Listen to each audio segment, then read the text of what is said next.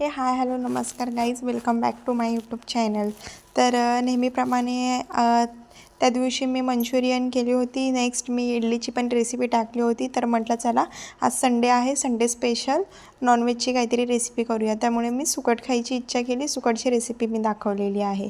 इथे सगळ्यात आधी मी बटाटा, वांगी, कांदा आणि टोमॅटो हे मी कापून घेतलेले आहेत. वांगी आणि बटाटे हे काळे पडू नयेत ना, म्हणून ते कापल्या लगेच तुम्ही पाण्यामध्ये टाका. आणि हां, कढई गरम करायची, त्याच्यामध्ये तेल वगैरे टाकायचं नाही आहे. सुकट मी घेतलेली आहे. तुम्ही जेवढे खाणार असाल तेवढी तुम्ही क्वांटिटी घ्या. आणि सुकट आहे ना भाजायची आहे आपल्याला. जास्त फास्ट गॅस करायची नाही आहे, नाही तर सुकट करपेल आणि करपल्यानंतर तिची टेस्टसुद्धा पूर्णपणे वेगळी होईल. त्यामुळे काळजी घ्या की बारीक गॅस करूनच सुकट भाजा.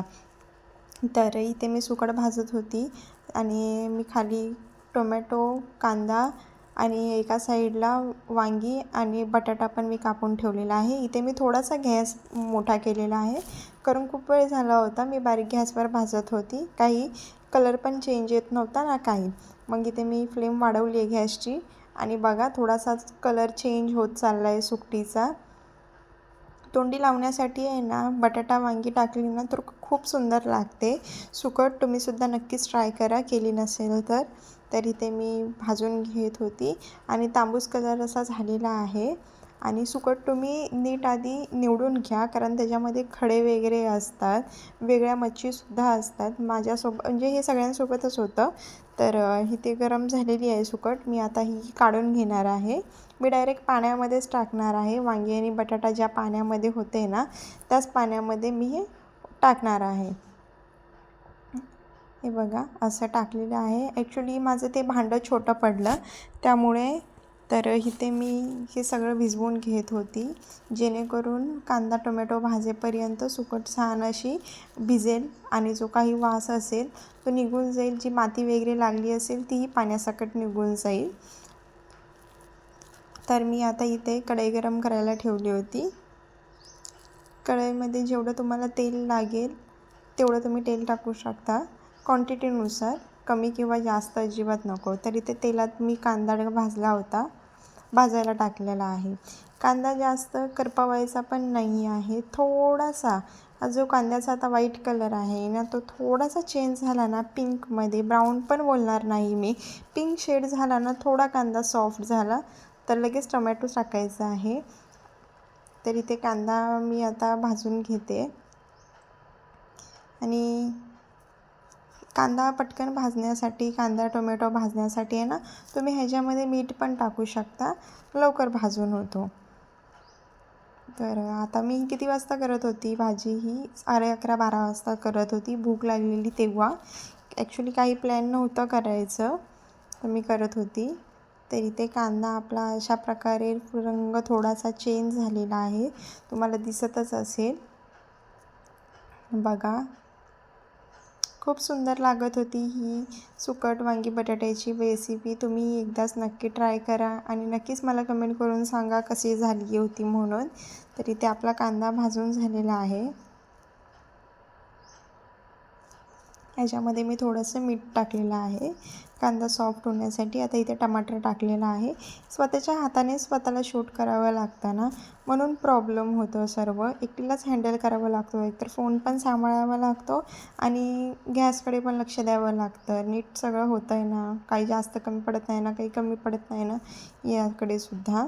तर अशा प्रकारे इथे मी कांदा आणि टोमॅटो भाजून घेत होती.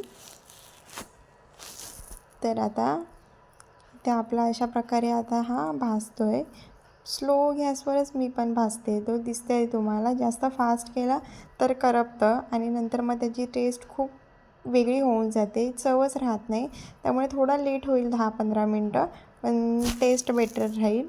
तुम्ही पण तेच करा. जास्त घाईमध्ये गॅस फास्ट करून भाजू नका आणि चव बिघडेल तशाने. तर इथे कांदा टोमॅटो आपला भाजून झालेला आहे. त्याच्यामध्ये मी मीठ टाकलेलं आहे.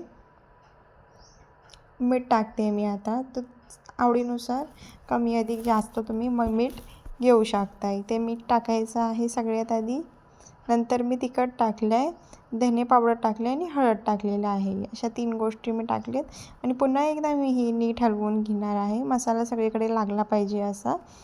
आणि अजून हा सॉफ्ट होईल कांदा. तर आता नीट दिसतं आहे. तर इथे बघू शकता तुम्ही, मी नीट एकदा हलवून घेतलेला आहे, पुन्हा एकदा घेतलेला आहे मी इथे. खूप मस्त असा भाजून झालेला आहे हा. बघू शकता ह्याला तेल सुटलं आहे तुम्ही. आता ह्याच्यामध्ये जे आपण भिजवलेला कांदा, बटाटा आणि वांगी आहे ते ह्याच्यामध्ये टाकायचे आहेत. मी हे 3 वेळा धुवून घेतलेलं आहे, 3 ते 4 वेळा. का तर बटाटेसुद्धा घाण असतात, म्हणजे माती असते आणि सुकी मच्छी असते त्यालासुद्धा माती असते त्यामुळे. आणि तुम्हाला जसं आवडत असेल आंबट त्यानुसार तुम्ही कोकम किंवा चिंच यूज करू शकता. तर इथे आता हे मीठ हलवलं आहे सगळं टाकून नीट.